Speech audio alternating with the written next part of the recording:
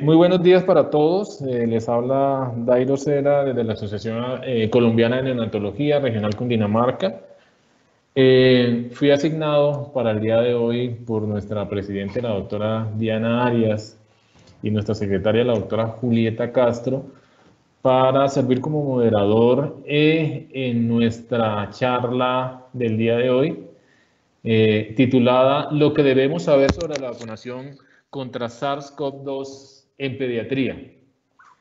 Hay mucho conocimiento de la infección por SARS-CoV-2 en paciente adulto y sobre todo sobre vacunación en paciente adulto. Entonces teníamos la inquietud de saber en pediatría cómo vamos con la vacunación. Y para eso tengo el gusto, el placer de haber invitado a una de las personas que, en mi concepto, de los que más saben sobre infección SARS-CoV-2 en pediatría, el doctor Wilfrido Coronel. El doctor Wilfrido Coronel es médico cirujano de la Universidad de Cartagena, de mi alma mater. Es pediatra de la Universidad del Valle, infectólogo pediatra de la Universidad Autónoma de México, tiene un doctorado en medicina tropical de la Universidad de Cartagena y es profesional, es profesor profesional vinculado al Hospital Naval de Cartagena, a la Universidad de Cartagena, a la Corporación Universitaria del SINU, profesor asistente del Fellow de Infectología Pediátrica en diferentes sitios del país. Es un honor para mí presentarlo, doctor Wilfrido. Tiene la palabra. Muchísimas gracias por la presentación. Muy buenos días a todos. De verdad que agradecerles a ustedes por permitirme compartir toda esta información. Disculpen que de pronto no me puedan ver, pero no sé, Microsoft Teams no está cuadrando con mi computadora, entonces no me permite abrir la cámara, pero bueno, aquí estamos. Cualquier cosa, si de pronto no se está viendo algo, me avisan, por favor. Eh, Vamos a compartir realmente las cosas actuales sobre las vacunas y qué hay en pediatría. Sí necesito que me digan si están viendo la diapositiva que la pasé, sí. Se está viendo. Perfecto. Bueno, empezamos con esta diapositiva comentando que esta patología del COVID-19 realmente es una patología heterogénea en el sentido de que no sabemos exactamente, hay algunas cosas o indicios, pero exactamente por qué tiene ese comportamiento aún no lo hemos dilucidado. ¿Y cuál es? Es que muchos pacientes están completamente asintomáticos, ¿de acuerdo? Hay otro grupo de pacientes, como por ejemplo los niños, que presentan una sintomatología más leve comparada con los adultos, pero algunas propias de los a nivel pediátrico. Hay otra población que realmente va a unidades de cuidado intensivo porque tiene un comportamiento severo de la patología y hay otros que fallecen. Eso tiene algunas explicaciones, algunas cosas sí se pueden descifrar, pero realmente hay otras que no lo hemos podido todavía conocer. Y a medida que va avanzando esta pandemia, cada vez vamos conociendo más. Eso era lo que se sabía a los inicios de la pandemia, que afectaba mucho más a las personas mayores y sobre todo los mayores de 65 años, y que estas personas mayores de 65 años tuvieran alguna comorbilidad como cuál, como compromiso pulmonar obstructivo crónico, o diabetes, o hipertensión, o enfermedad cerebrovascular. Este tipo de pacientes eran los que tenían un comportamiento severo de la enfermedad y que igualmente estaban aportando con toda la data de carga de enfermedad de esta patología al inicio. Eso era la presentación en la mayoría de los adultos. Sin embargo, a nivel pediátrico, al principio de la pandemia, no se conocían tantos datos. A medida que iba avanzando el tiempo, íbamos conociendo cada vez más con la afectación de la población pediátrica.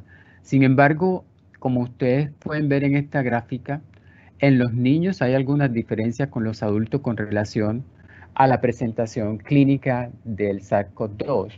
Aquí está esta gráfica donde ustedes pueden ver la mayor o menor expresión del receptor AC2, que es el receptor para el SARS-CoV-2, y de acuerdo a eso también igualmente va a haber la presentación clínica. En pediatría, la gran mayoría de los receptores AC2 están en la parte intestinal y muchas de las presentaciones en pediatría es con dolor abdominal intenso, diarrea muchas veces, aunque no quiere decir que no puedan presentar las otras sintomatologías, pero algo que de pronto caracteriza un poco más y no quiere decir que los adultos no lo hagan, es este compromiso a nivel abdominal. Sin embargo, igualmente al inicio de la pandemia, todo lo que se mostraba con relación al COVID en pediatría era que era una sintomatología muy leve, ¿de acuerdo? Y que muchos pacientes, no todos, aproximadamente entre un 15 a un 20 a un 30% de los pacientes tenían sintomatología y dentro de eso tenían fiebre, pero muchos de los pacientes no cursaban con fiebre. Se mencionaba que entre 10 a 20% de los pacientes eran totalmente asintomáticos, casi el 35% en algunas publicaciones, y no es que era completamente la fiebre en todos. Pero algo llamativo en pediatría era que los pacientes tenían una evolución favorable y que ninguno entraba a unidades de cuidado intensivo, ni ameritaban ventilación mecánica, ni tenían tampoco un comportamiento severo, como ustedes lo pueden ver en esta diapositiva al inicio de la pandemia. Sin embargo, a medida que iba avanzando la pandemia, íbamos conociendo cada vez más. En esta publicación del New England Journal, en donde de 1.390 evaluados con SARS-CoV-2 en pediatría, estos 171 tenían un comportamiento un poco diferente y ahorita les voy a mostrar el por qué. Aquí colocan el grupo etario, pero la presentación mayor, de acuerdo, era aproximadamente compromiso pulmonar. Pero miren que casi entre un 15% a un 16% era completamente asintomático. Pero lo llamativo de esta publicación es que a medida que se iban conociendo las cosas, este grupo de pacientes, a pesar de que tuvo una evolución favorable, hubo 4 pacientes de este grupo de los 171 que no tuvo una evolución favorable y que entraron a ventilación mecánica 3 de los 4, pero resulta que esos 3 tenían una condición de base, hidronefrosis, otro tenía leucemia e invaginación intestinal, y de esto falleció uno. Entonces ya se empezaron a conocer que tener algunas comorbilidades, así como también los adultos, podía conllevar a que estos pacientes tuvieran una enfermedad severa, ya sea menor en pediatría, pero desde el punto de vista severo. Y esa publicación en Estados Unidos, en el MMWR, que recopilaba aproximadamente 150.000 casos a nivel pediátrico, pero de esos 2.549 menores de 18 años, se veía un comportamiento en ascenso, pero este grupo de pacientes lo que presentaba eran que el 23% de ellos tenían una condición de base, como lo mencionamos antes, un compromiso pulmonar crónico o una enfermedad cardiovascular o una inmunosupresión.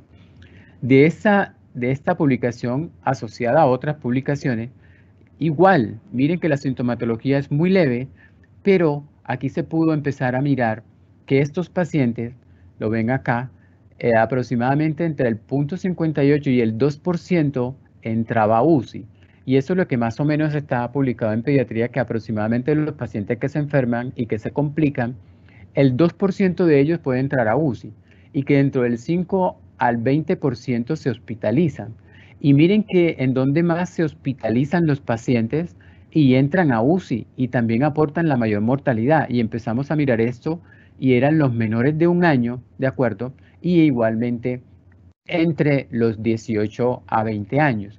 Pero los menores de 1 año era mucho más marcado la hospitalización, la entrada a UCI y la mortalidad. Y hay algunas publicaciones que mencionan que en este grupo de pacientes realmente hay como decir, una activación, una actividad citolítica de la respuesta inmune un poco diferente a los niños entre 1 y 18 años y por eso de pronto pueden tener un comportamiento más agresivo.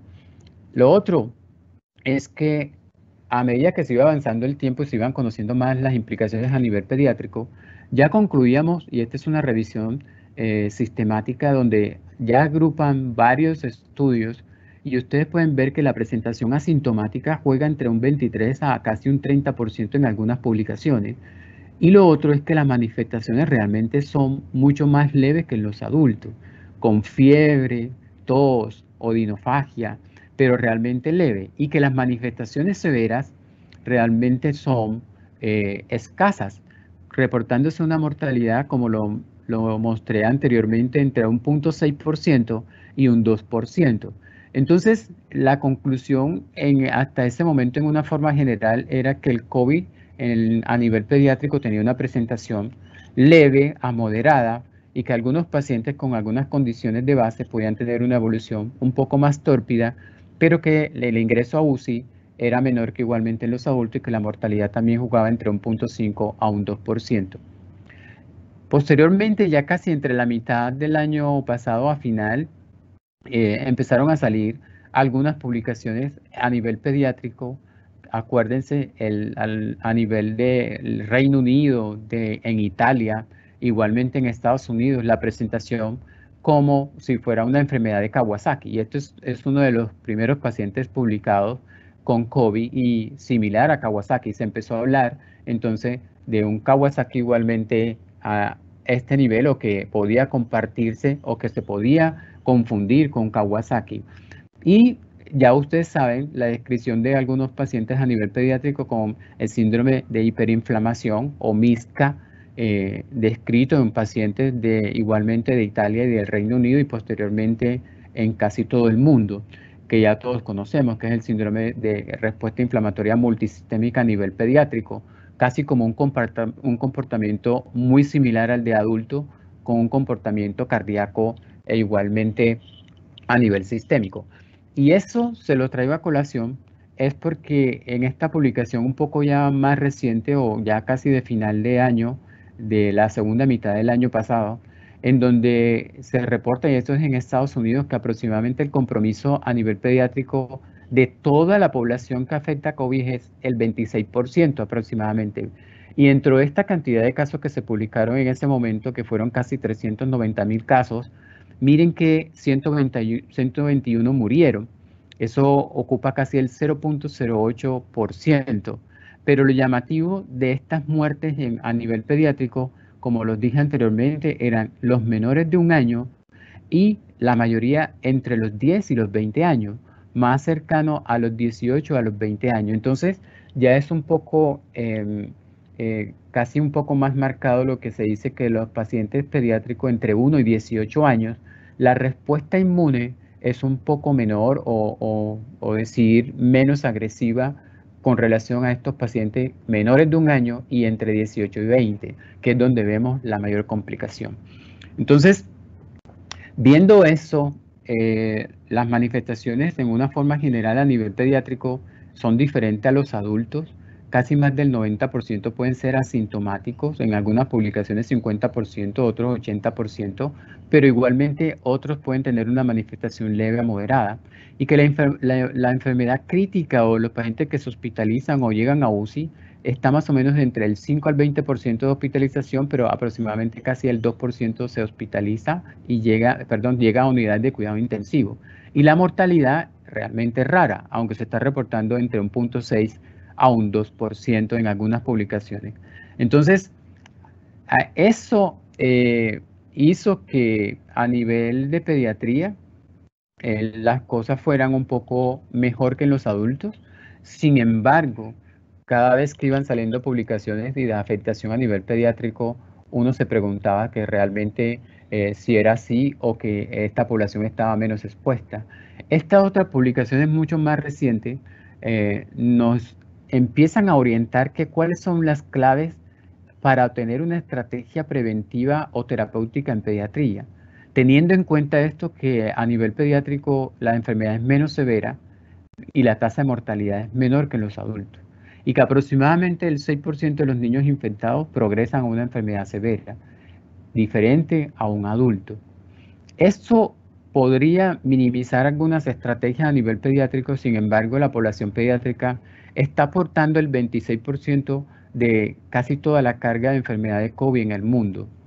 Entonces, aunado a esto, hay otras cosas que a nivel de adulto, aunque también la están padeciendo, pero más los pediátricos, nos tienen que conllevar a que realmente la estrategia mejor a nivel pediátrico en ese momento es la vacunación. Y ahorita se los voy a decir por qué. Este ausentismo escolar por el cierre de las escuelas dentro de las estrategias iniciales de prevención e igualmente de distanciamiento físico conllevó a esto, a que en el mundo se cerraran las escuelas y ustedes saben que el cierre de las escuelas con un impacto no tanto desde el punto de vista de enfermedad o física a nivel de los pacientes pediátricos, sino todo eso se conllevaba y se decía que los pacientes pediátricos también tenían una carga importante viral y yo no lo desconozco, la tienen, pero hay estudios que mencionan que puede ser menor, pero que tenían una participación dentro del contagio también a los adultos. Y hay una gran controversia y todavía hay algunos interrogantes que si son los adultos o si son los niños que contagian, pero cada vez sabemos de que cuando hay un niño infectado es porque realmente es un adulto y por lo general es la familia. Pero aquí les estoy mostrando todas las maneras de poderse infectar, ¿de acuerdo? Por lo que más conocemos que son las gotas o los aerosoles o igualmente de contacto. Mucho más fuerte esa evidencia, pero esta no es completamente desconocida. Entonces, esta participación de los niños en que sí pueden propagar el virus y que pueden contagiar también los adultos, aunado a todo lo de mortalidad, aunado a todas las cosas a nivel de adulto, conllevó también al cierre de las escuelas. Y eso pudo afectar algunas cosas que les voy a mostrar ahorita. Entonces, con relación a la transmisión de la carga entre adultos y pediatría, se ha reportado que los adultos tienen una mayor transmisión, casi 60% versus 13% de los pediátricos. Y no quiere decir que los a nivel pediátrico no propaguen el virus, lo pueden hacer. Hay algunos estudios en los cuales muestran que cuando las escuelas se cerraron hubo una disminución de los casos de COVID, pero no fue realmente impactante y no fue lo que demostró alguna disminución en general. La mayoría de los niños infectados hacen parte de un clúster familiar y el caso índice por lo general es un adulto. Cada vez que tengamos un paciente pediátrico, por lo general hay un adulto y es el de la familia. Y miren que la tasa de ataque en los adultos es casi el doble que de los niños. Entonces, teniendo eso en cuenta, que no desconocemos la carga de enfermedad en pediatría, entonces esto ha conllevado a todo lo que sabemos en este momento, que es la parte virtual. Y eso es, se los muestro de una forma didáctica porque es el otro compromiso a nivel pediátrico, por lo cual es mi concepto, es como lo estoy viendo. Debiéramos de empezar a vacunar también a los niños apenas tengamos todos los datos de la vacuna. ¿Y esto por qué? Porque esto empezó a ser parte de inequidad, ¿de acuerdo? Igual inequidad social. Y miren que algunos que tienen toda la tecnología pueden disfrutar de esto, pero aquellos que de pronto no lo tienen, a donde no llega la tecnología, lo van a padecer. Y esto no es solamente en países industrializados, es que es en la mayoría de nuestros países, en donde vamos a tener muchos problemas a nivel pediátrico por toda esta conectividad, pero también problemas a nivel familiar. Entonces esto, además de toda la carga que ya conocemos a nivel pediátrico, esta otra parte es realmente importante para poder tomar las decisiones a nivel de la vacunación. Esto de ausentismo escolar con cambios de comportamiento e igualmente con trastornos depresivos, con todo lo demás que ya ustedes saben, es otra de las razones por la cual debemos de nuevamente empezar a integrarnos, pero esto tiene que ser unado o asociado a una excelente vacunación y una cobertura adecuada. Y todas estas publicaciones a nivel de pediatría con relación al COVID es lo que ha conllevado actualmente que se mire la población ya desde una forma importante dentro de la estrategia para acabar o disminuir la carga de COVID, no como realmente algo extra, sino realmente como un buen partícipe dentro de esto. Y es que miren, o sea, es que cuando apareció el COVID, esto es lo otro asociado. O sea, no es solamente la carga de enfermedad, no es solamente que afecte a los niños en un 26% a nivel mundial, no es que los niños también estén afectados desde el punto de vista escolar, sino que también hubo una disminución en la mayoría de los países cuando apareció el COVID de las coberturas vacunales. Y lo estamos viendo en ese momento de reaparición o aparición de enfermedades que nunca antes habíamos visto, como por ejemplo difteria ahorita con el brote en República Dominicana y en Perú, que lo vamos a discutir la otra semana. Pero miren esta disminución de la cobertura vacunal importante e impactante a nivel pediátrico. Entonces, esa es otra razón por la cual necesitamos empezar a meter a los niños en esta estrategia de poder controlar el COVID, porque igualmente ellos están padeciendo unos efectos secundarios a ellos. Y es que la vacunación realmente ha cambiado nuestra expectativa de vida.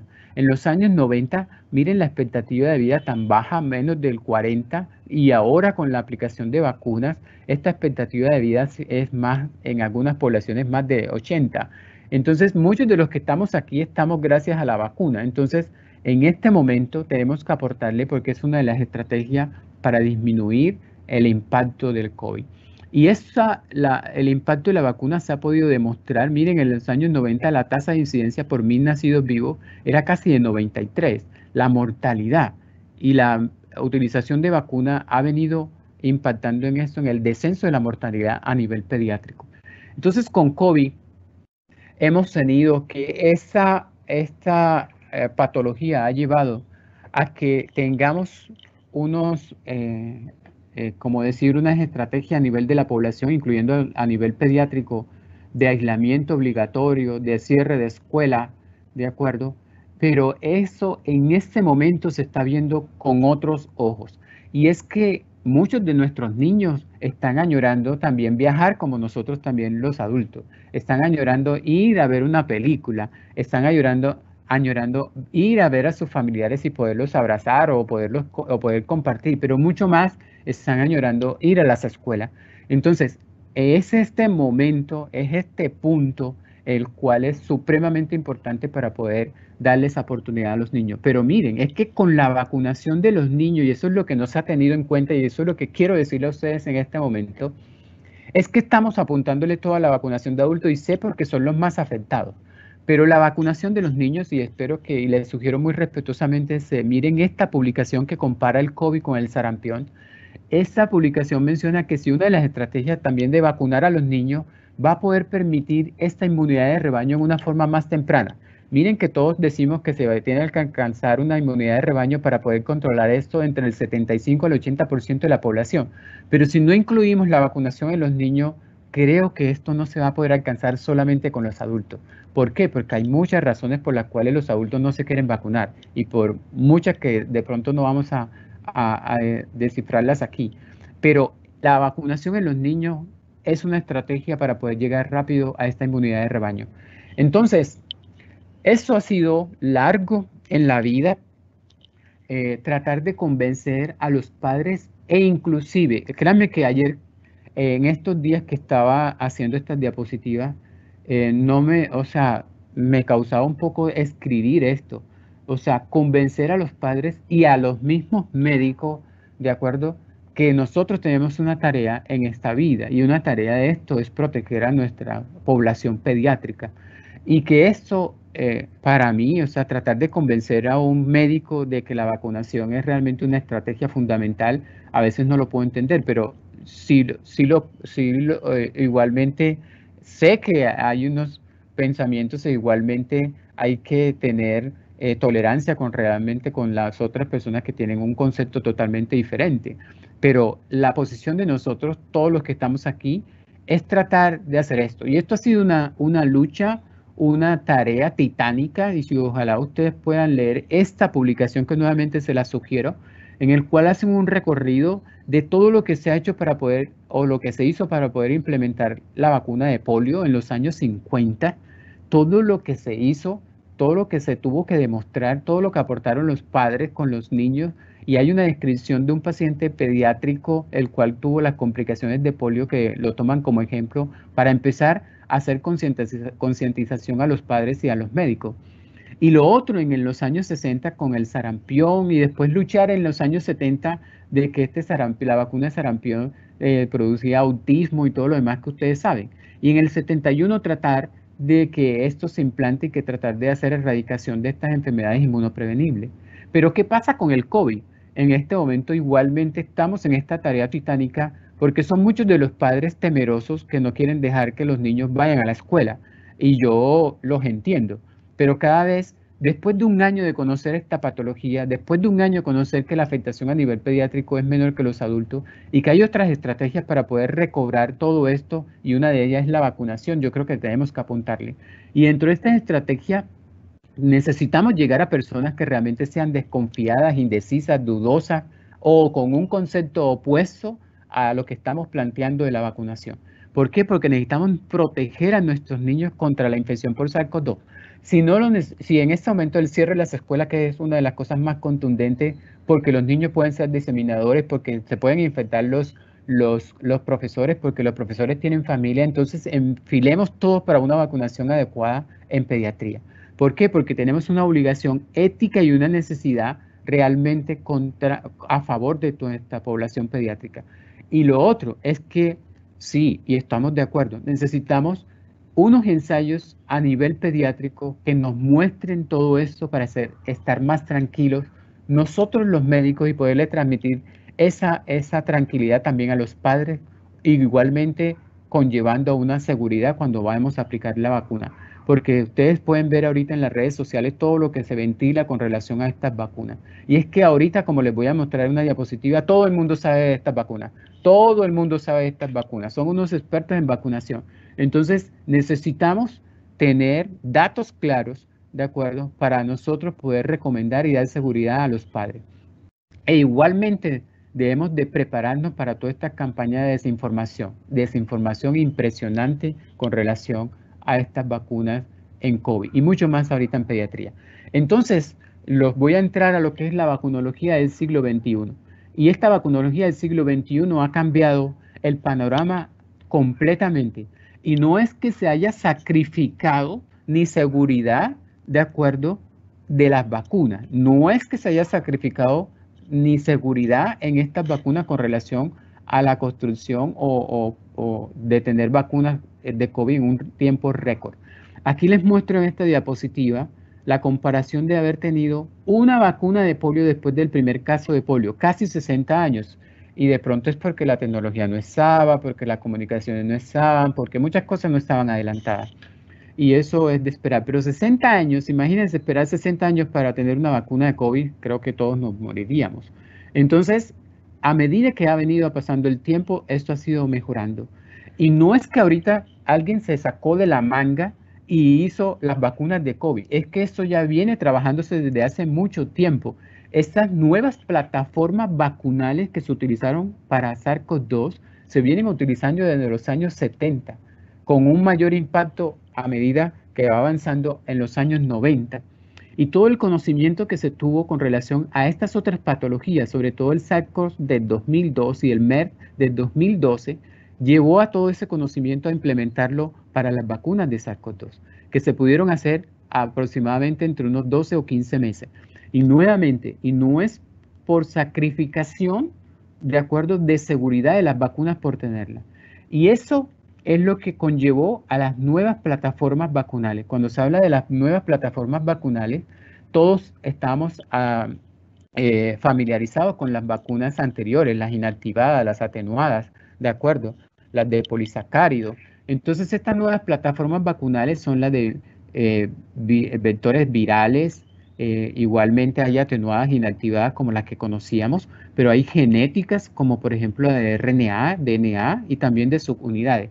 Todas estas nuevas plataformas tienen una ventaja que se pueden producir a gran escala y que además de eso no se necesita terminar la fase en la que están para empezar la otra.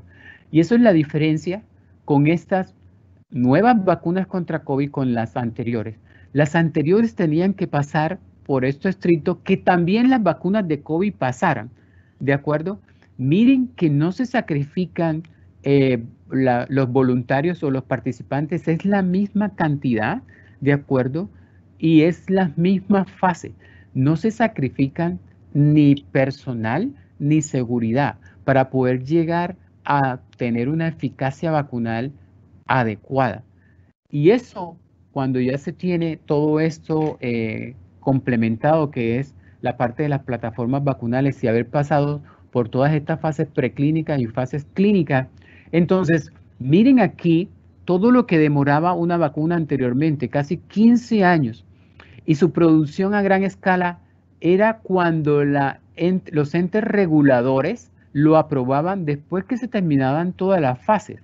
Sin embargo, con las vacunas de SARS-CoV-2, estas fases pueden ser intercaladas o entrelazadas porque no dan la oportunidad para empezar los estudios posteriores entrelazándose antes de que se termine. Y la producción a gran escala no es después de la aprobación, sino igualmente dentro de la fase 3, y que eso posteriormente llega a la regulación, ya sea por parte de emergencia o aprobada. Entonces, esto hace que esta vacuna sea obtenida en una forma más temprana, entre 10 a 15 meses versus 15 años. Pero nuevamente, perdonen que les insista, sin sacrificar ningún paso, sin sacrificar seguridad, sin sacrificar inmunogenicidad, ¿de acuerdo? Sin tener menos voluntarios en cada fase. Es lo mismo, sino que en una forma mucho más rápida. Entonces, hasta abril 5, este es el pipeline de las vacunas contra COVID. Es impresionante tener 50 vacunas en fase 1, pero es mucho más impresionante tener 23 vacunas en fase 3. O sea, esto realmente nunca antes se había visto. Hay 5 vacunas autorizadas desde el punto de vista de emergencia y aprobadas 8. Abandonadas 4, pero como lo digo aquí, sin esas que se han abandonado no ha sido por problemas de seguridad o de evento adverso. Ha sido porque no han alcanzado el nivel de inmunidad al cual se sometieron. Y entonces, ¿qué es lo que a la mayoría de las personas ahorita, que son unos expertos casi todos, con todo el respeto, por eso la frase que coloco ahorita acá, todo el mundo sabe ahorita de vacunas de COVID, todo el mundo sabe, y todo el mundo va a buscar la eficacia vacunal, todo el mundo sabe sobre la cadena de frío, todo el mundo. Eso es supremamente aceptable. Y todo el mundo va contra esta eficacia vacunal, ¿de acuerdo? Para poder mirar si estas vacunas son buenas o no. Entonces, con relación a la eficacia vacunal, vamos a mirar algunas cosas y en relación a la efectividad. La efectividad es en el campo real, que es lo que se está mostrando en este momento de las vacunas de COVID.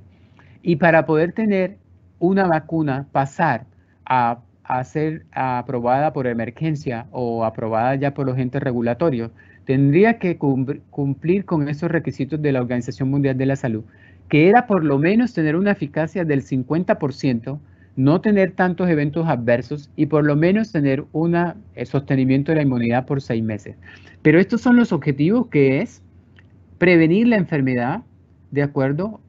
Sobre todo en pacientes asintomáticos, prevenir la transmisión y también disminuir la posibilidad de que si un paciente se infecta, llegue a UCI o se muera. Esos son los objetivos de estas vacunas.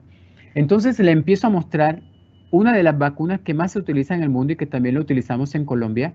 Cuando yo diga BNT162b2, es la vacuna de Pfizer, y ya lo puedo decir porque no todo el mundo la conoce como esto. Y eso era lo que mostraba de eficacia. Miren el placebo y miren la vacuna. Pero para mostrárselo en una forma mucho más gráfica, está aquí. Miren que después de una dosis de vacuna, la protección o la eficacia vacunal es casi del 82%, pero baja al 52% cuando es entre la primera y la segunda, más cercana a la segunda, o sea, más o menos después de la segunda semana, la eficacia vacunal es del 52.4%, pero la eficacia después de 7 días de la segunda dosis, lo ven aquí, es del 90%. Entonces, acuérdense, esto es eficacia vacunal, esto es en los estudios clínicos antes de que salieran al mercado. Esa es la otra vacuna genética de RNA, que es 1273, que es la vacuna de Moderna.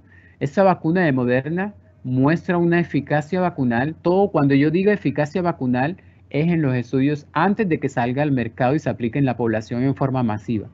Eficacia vacunal del 94%. Y ustedes pueden ver aquí que es casi cercana al 100% para enfermedad severa.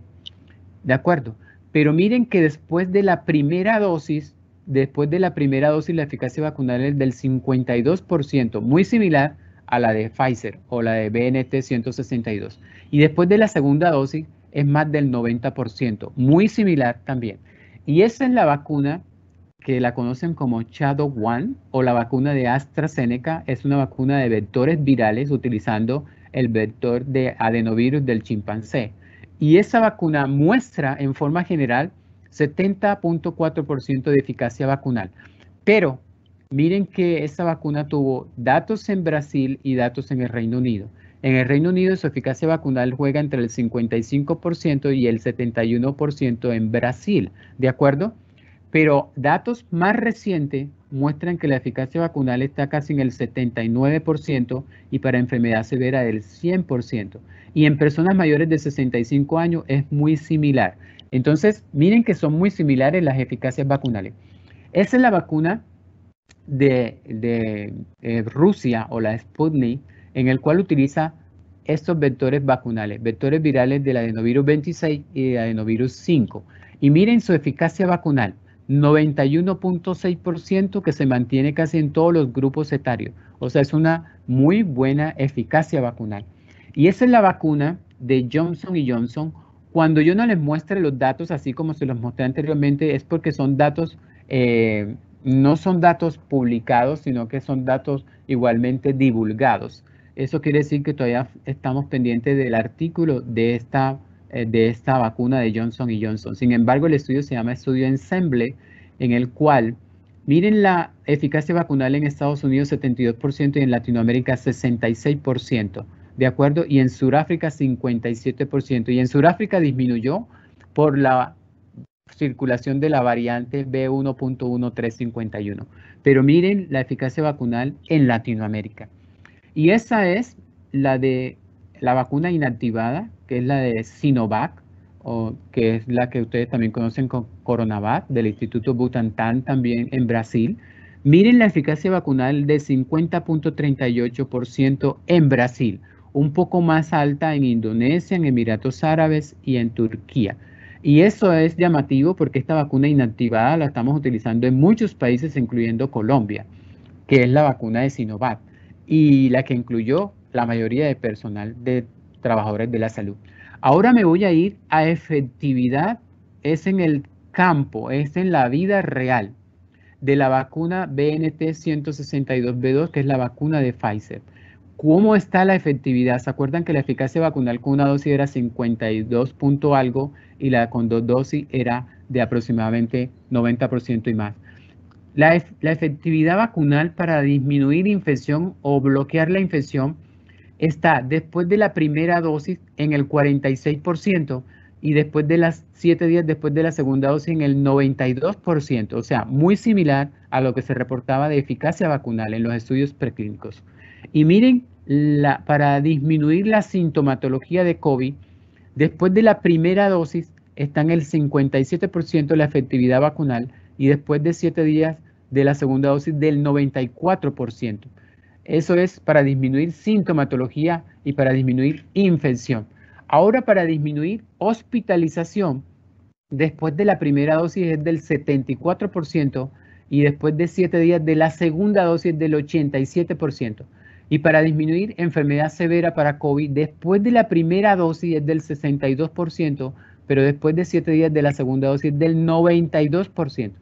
Y para disminuir muerte después de la primera dosis es del 72%. No está publicado después de la segunda dosis porque realmente fueron muy escasos pacientes y lo tanto no dio datos para poderse publicar. O sea que es mínimo la mortalidad después de 2 dosis de la vacuna de Pfizer. Pero un dato mucho más reciente es este de marzo de 29 en trabajadores de la salud en Estados Unidos mirando la efectividad vacunal. Después de una dosis, 14 días después de una dosis, la efectividad vacunal, es del 80% y después de 14 días de la segunda dosis es del 90% y más. O sea, es una excelente efectividad vacunal después de la primera y de la segunda dosis. Ahora les voy a mostrar en el Reino Unido cómo ha sido esto. En el Reino Unido, esta es la parte de observación cuando se empezó a aplicar la vacuna y estos a los que no se les estaba aplicando vacuna en el momento. Lo que quiero llevar aquí es la disminución impactante en hospitalización y en casos después de empezar a aplicar la vacuna en febrero en todas las poblaciones, en mayores de 75, de 65 a 74 y mayores y menores de 65. Una disminución impactante.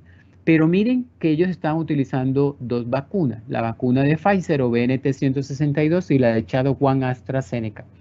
Esto que les estoy mostrando es el odds ratio, que a medida que va bajando quiere decir que la vacuna va protegiendo cada vez más. Y eso se vio mucho más ahora en marzo, cuando, de acuerdo al hazard ratio, miren, con una sola dosis y con dos dosis, cómo es casi prácticamente casi cero la presentación de casos en el Reino Unido. Y mucho más impactante este reporte, en donde esta es la población no vacunada. Miren cuántos casos se presentan de acuerdo en no vacunados. Miren en los que tienen una sola dosis y miren en los que tienen dos dosis. O sea, realmente es impactante el completar el esquema adecuado de vacuna. Y eso es mucho más reciente de la vacuna de Sinovac en Chile. ¿Se acuerdan que es donde más se está utilizando Sinovac en Chile? Algo que me preocupa, así personalmente, es que después de la primera dosis, miren, la protección es casi del 3%. Y después de la segunda dosis es del 56%. Es muy similar a lo que reportó en eficacia. ¿Se acuerdan que fue de 54.38%? Y dentro de los comentarios finales de ellos en Chile, reportan que la efectividad de Sinovac es del 54%, es muy parecida a los estudios de fase 3. ¿Se acuerdan que fue de 50.38%? Pero este es mucho más reciente de la vacuna de Sinovac de Coronavac en Brasil. Y miren que 14 días después de la primera dosis están reportando 50% de protección, 49 a 50% de protección, muy similar a lo de la eficacia previa. Y esto es en un escenario de circulación de la variante de Brasil, que es la .1, aunque ellos no testearon o no la vacuna directamente con la variante, sino que como había mayor circulación, ellos dicen que puede haber también una protección del 50% para esta variante, que es una variante de preocupación. Entonces, ¿qué hay a nivel de pediatría? A nivel de pediatría empezamos con la vacunación en la embarazada. En ese momento no hay una recomendación de vacunación en la embarazada, sino que muy respetuosamente les sugiero que lean ese documento interino de la Organización Mundial de la Salud, donde se menciona que la mujer embarazada o que esté lactando, pero que está en la primera línea de manejo de pacientes con COVID, debiera ofrecerse la vacuna, ¿de acuerdo? Esa es una recomendación de este documento. Sin embargo, todavía no hay una recomendación exacta de vacunar a la embarazada, excepto, como les dije, debe ofrecérsela en aquellas embarazadas o las mujeres que están lactando, pero que están en línea de atención, de primera línea de atención de pacientes con COVID. Sin embargo, se está corriendo un estudio en embarazadas de 4.000 embarazadas mayores de 18 años, vacunándose entre la 24ª a 34ª semana de gestación. Y lo que va a hacer este estudio es mirar a los recién nacidos si hay paso trasplacentario de anticuerpos de estas madres y si hay protección hasta los 6 meses. Hay un adelanto, que es esta publicación que les muestro aquí, de 20 embarazadas demostrando paso trasplacentario de anticuerpos contra SARS-CoV-2 en los recién nacidos. Todavía no tenemos los resultados de este estudio, pero estos estudios van a mirar la protección y la cantidad de anticuerpos hasta los recién nacidos, hasta los lactantes de 6 meses. Pero hay un adelanto de que sí hay paso de estos anticuerpos trasplacentarios en estos recién nacidos. Es una publicación como de 20 recién nacidos. Pero, ¿qué hay en niños? Hay varios ensayos clínicos, fase 1, fase 2 y fase 3. Fase 1, fase 2 y fase 3. ¿En qué tipo de población en niños? En niños entre los 5 y 11 años, entre los 12 y 15 años, ¿de acuerdo? Y entre los 6 meses y 5 años.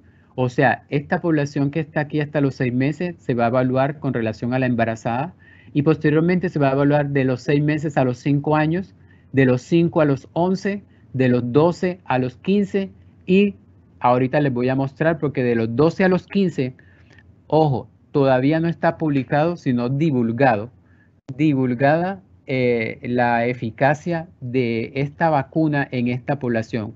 ¿Cuál vacuna? Hasta ahora les muestro. Hay varias vacunas con ensayos en pediatría, pero las que han divulgado datos es esta vacuna, la de Pfizer, la BNT162b2. En el grupo de 12 a 15 años se acaba de divulgar el 31 de marzo, que la eficacia vacunal fue del 100%. Si ustedes leen el reporte, verán que en el grupo que se utilizó la vacuna en la población adolescente de 12 a 15 años no hubo ni un solo caso versus a los que no se utilizó la vacuna. Y los adolescentes tuvieron una cantidad o una producción de anticuerpos realmente hasta mejor que los pacientes entre los 15 y los 25 años. Y esa es la publicación al 31 de marzo, es la divulgación. Es el estudio que incluyó pacientes pediátricos de 12 a 15 años con la vacuna de BNT162b2, que es la vacuna de Pfizer, con 100% de eficacia. Fueron 2.260 adolescentes, aplicación de 2 dosis de vacuna con intervalos de 21 días, como lo pueden ver aquí. Es el ensayo ya fase 3 y ya probablemente en estos días lo vamos a encontrar publicado y ya está siendo sometido para empezar la vacunación en este grupo de población. Entonces eso es lo que se tiene ahorita. Ya hay datos de eficacia vacunal del 100% en los adolescentes de 12 a 15 años con 2 dosis de vacuna, igual como en los adultos, la primera, y a los 21 días la segunda. Entonces, ¿qué hay con los de 6 meses a 12 años? Porque acuérdense que hasta los 6 meses se van a evaluar en el estudio de las embarazadas. En los de 12 años están divididos de esta manera. Espero que se puedan ver la diapositiva. Se están divididos de esta manera. En niños de 5 a 11 años, de 2 años a 5 años y desde los 6 meses a los 2 años. Se les va a aplicar 2 dosis de vacuna aproximadamente entre una y otra de 21 días. Y lo que les quiero mostrar acá es que en el estudio van a ingresar o están ingresando, ya va corrido porque el estudio ya está casi para terminar, 4.644 niños entre 6 meses y 11 años en Estados Unidos y en Europa. Los resultados anticipados lo vamos a tener a la mitad del 2021. Pero como les digo, ya también se está corriendo todo con relación a pediatría. Ya se tienen los datos desde los 12 a 15 años.